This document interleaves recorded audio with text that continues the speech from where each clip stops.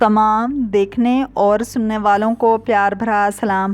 صلح امام حسن علیہ السلام اس قرارداد کو کہا جاتا ہے جو مسلمانوں کے دوسرے امام حسن علیہ السلام اور معاویہ بن ابی سفیان کے درمیان سن 41 ہجری کو منعقد ہوا۔ یہ صلح نامہ معاویہ کی طرف سے امام حسن علیہ السلام کی بعنوان خلیفہ مسلمین بیعت سے انکار کے نتیجے میں شروع ہونے والی جنگ کے بعد منعقد ہوا۔ اس صلح کے مختلف اسباب ہیں، جن میں سے امام حسن علیہ السلام کے بعض کمانڈروں کی خیانت، حفظ مصلحت مسلمین، مسلمانوں کی جان مال اور عزت و آبرو کی حفاظت اور خوارج کی طرف سے اسلام کو نقصان پہنچانے کا خطرہ وہ اہم ترین عوامل میں سے ہیں جن کی وجہ سے امام عالی مقام اس صلح نامے پر راضی ہونے پر مجبور ہوئے۔ اس صلح نامے کے مطابق امام حسن علیہ السلام نے کئی شرائط کے ساتھ خلافت کو معاویہ کے سپرد کر دیا۔ ان شرائط میں سے اہم ترین شرط یہ تھی کہ معاویہ اپنے بعد کسی کو اپنا جانشین مقرر نہیں کرے گا اور امام حسن علیہ السلام اور آپ کے پیروکاروں کی جان مال عزت و آبرو محفوظ رہے گی، لیکن معاویہ نے ان میں سے کسی ایک پر بھی عمل نہیں کیا۔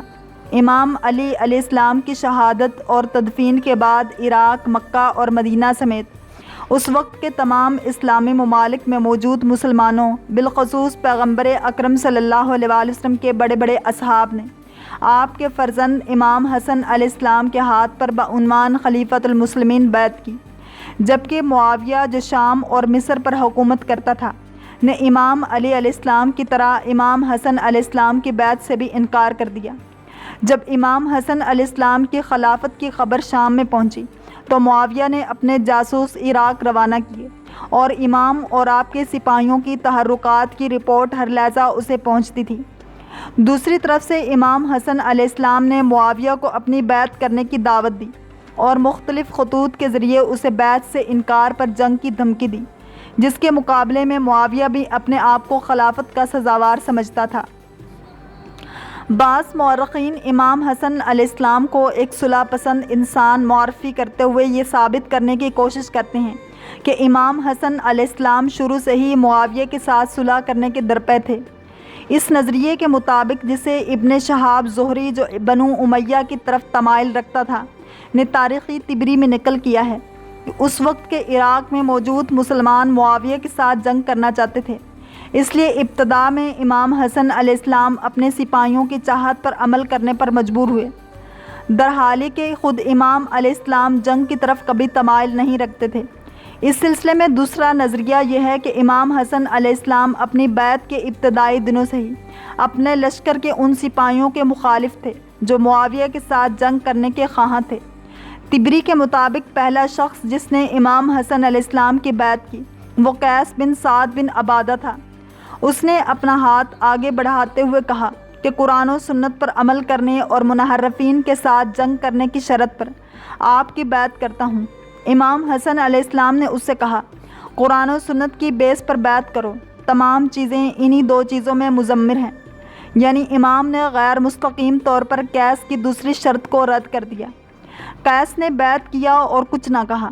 ان دونوں نظریوں کے حامی اپنی بات کی تائید نہیں کرتے ہیں۔ امام نے اپنی اسی حکمت عملی کو عملی جامہ پہنانے کی خاطر اپنے لشکر کی کمانڈ عبید اللہ بن عباس کے سپرد کی، نہ کہ قیس بن سعد بن عبادہ کے، جو سختی سے معاویہ کے ساتھ جنگ کرنے پر مصر تھے۔ ان کے مقابلے میں ایک تیسرا نظریہ یہ بھی ہے، جو عموماً تمام شیعان حیدر کرار کا مورد تائید بھی ہے۔ اس نظریے کے مطابق امام حسن علیہ السلام نے اپنی بیعت کے ابتدائی دنوں سے ہی معاویہ کے ساتھ جنگ کرنے کا ارادہ کیا تھا، لیکن بعد میں اپنے سپاہیوں کا جنگ سے بیزار ہونے اور معاویہ کی طرف سے امام کے لشکریوں کو دینے والے طمع اور لالچ کی وجہ سے آپ معاویہ کے ساتھ صلح کرنے پر مجبور ہوئے۔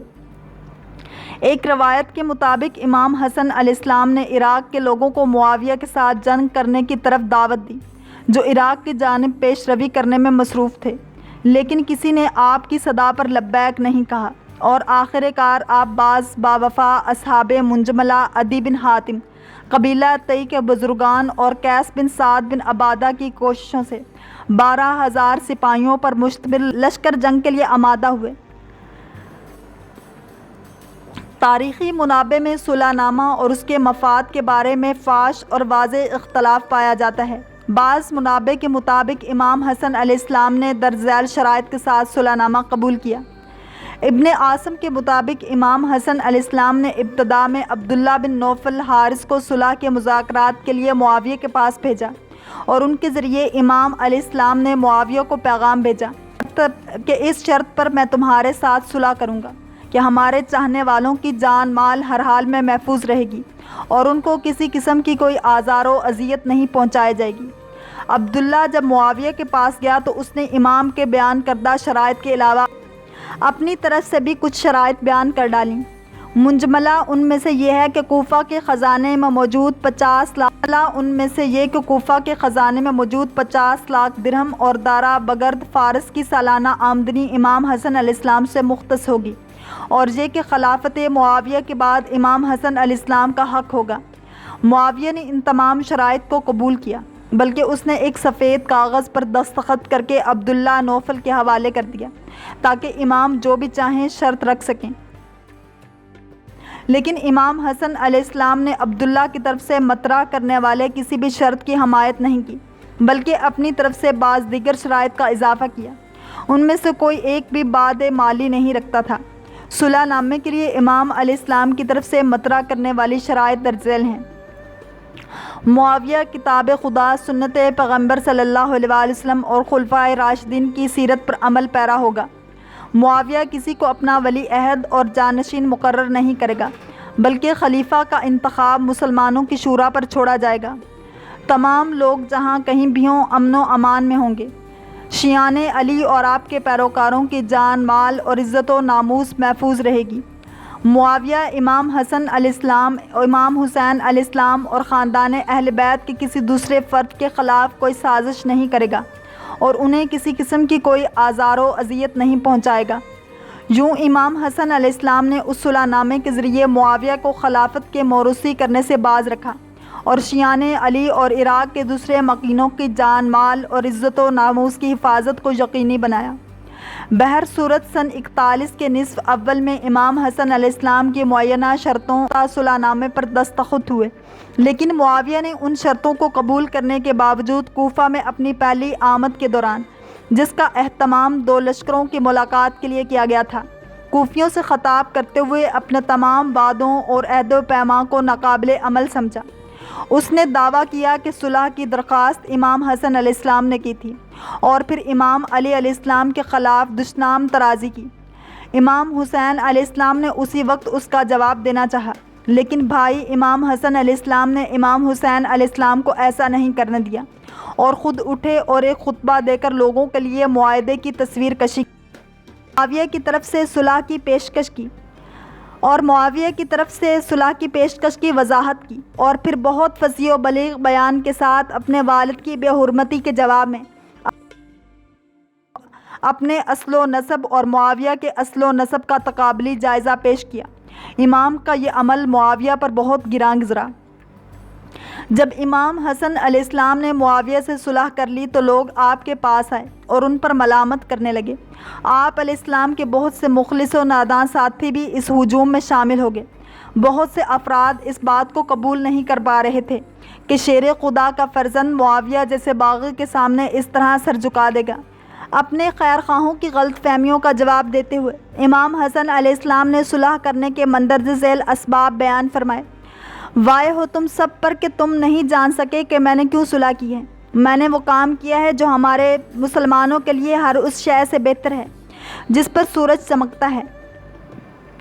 کیا تم نہیں جانتے کہ میں تمہارا واجب الاطاعت امام ہوں؟ کیا قول رسول صلی اللہ علیہ وآلہ وسلم کے مطابق میں جوانان جنت کا سردار نہیں ہوں؟ کیا تم نہیں جانتے کہ حضرت خضر علیہ السلام کے افعال کی حکمت جناب موسیٰ علیہ السلام کے لیے سمجھنا دشوار اور سخت تھی؟ اس طرح میرے فعل کی حکمت کو تم نہیں سمجھ سکتے۔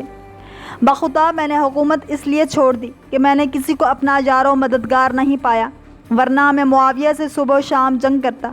میں نے اہل کوفہ کو خوب پہچان لیا کہ ان میں کوئی بھی خوبی نہیں ہے۔ یہ لوگ وفا سے عاری اور بعید ہیں، قول و فعل میں عہد شکن ہیں۔ ان کے دل تو ہمارے ساتھ ہیں مگر ان کی تلواریں ہمارے خلاف کھنچی ہوئی ہیں۔ اللہ کریم ہم سب کو دین اسلام کی پیروی کرنے والا اور عشق مصطفیٰ صلی اللہ علیہ وآلہ وسلم نصیب فرمائے۔ اگر آپ کو یہ ویڈیو پسند آئی ہے تو لائک، شیئر اور سبسکرائب کرنا مت بھولیے تاکہ ایسے ہی اسلامک انفارمیٹیو ویڈیوز آپ تک پہنچتی رہیں۔